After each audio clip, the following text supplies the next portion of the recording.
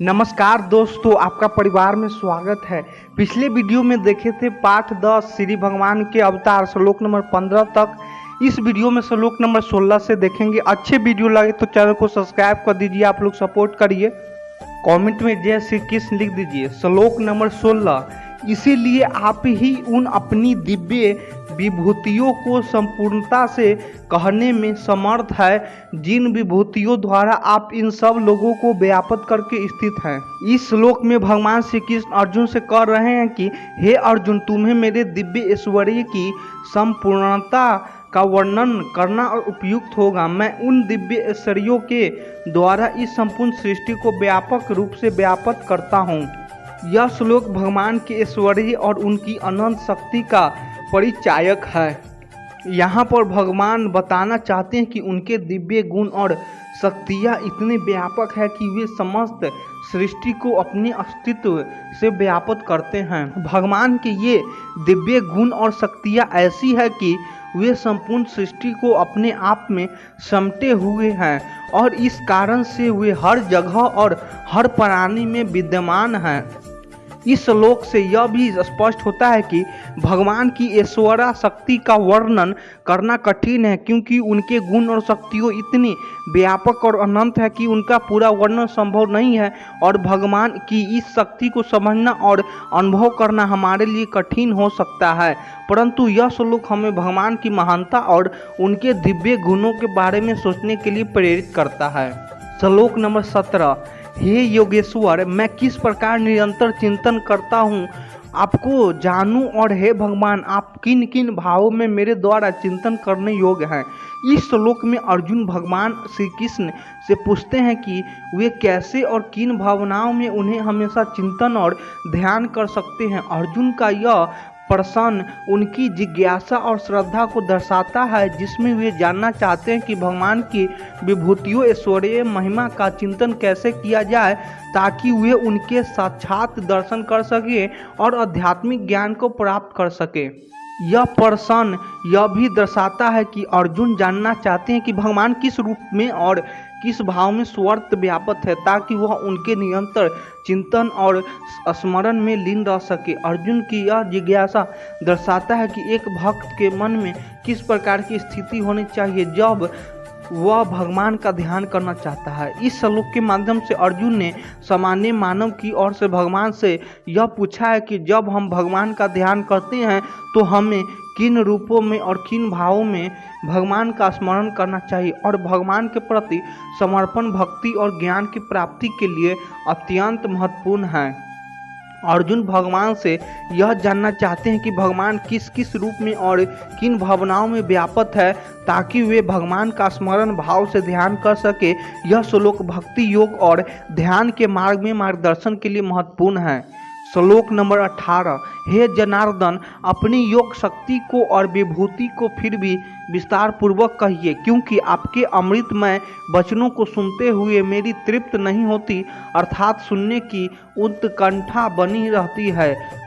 आपकी भगवान श्री कृष्ण योग, ईश्वर की लीला और शक्ति, विभूति, ऐश्वर्य, दिव्य गुण और शक्तियाँ, जनार्दन, जनों का कष्ट हरने वाला श्री कृष्ण, भयु फिर से पुनः कथ्य कहे बताएं, तृप्त संतोष ही निश्चय ही, श्रवण सुनने वाले को नास्ति नहीं है, मैं मुझे अमृत तुल्य अमृत के समान भवार्थ।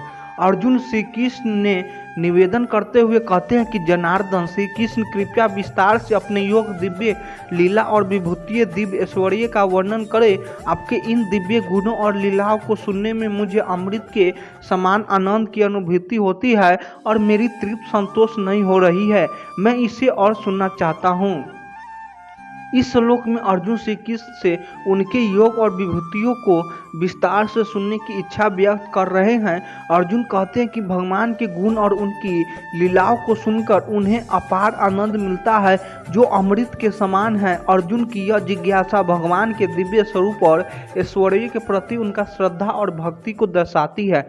यह श्लोक यह भी इंगित करता है कि सच्चे भक्तों के लिए भगवान के दिव्य गुणों का श्रवण एक अनंत सुख का स्रोत है और वे इसे सुनने से कभी संतुष्ट नहीं होते। यह अर्जुन के हृदय में भगवान श्री कृष्ण के प्रति गहरे प्रेम और भक्ति का प्रतीक है।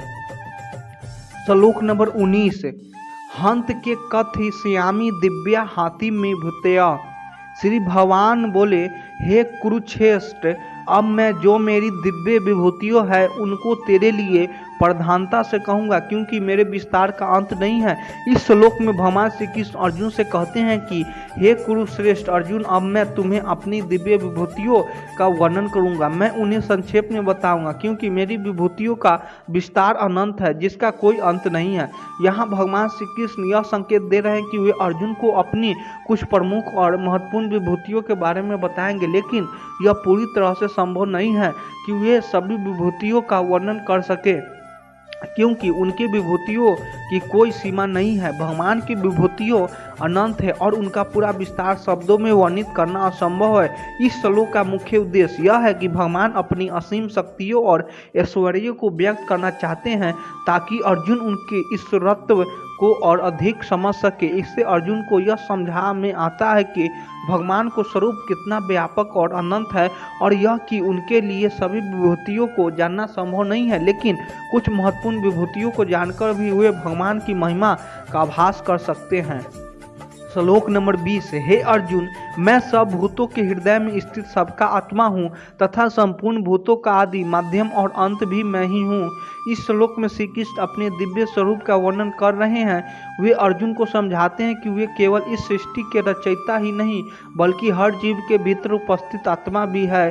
आत्म महदा गुडाकेश। श्री कृष्ण अर्जुन को गुडाकेश कहकर संबोधित करते हैं, जिसका अर्थ है नींद पर विजय प्राप्त करने वाला।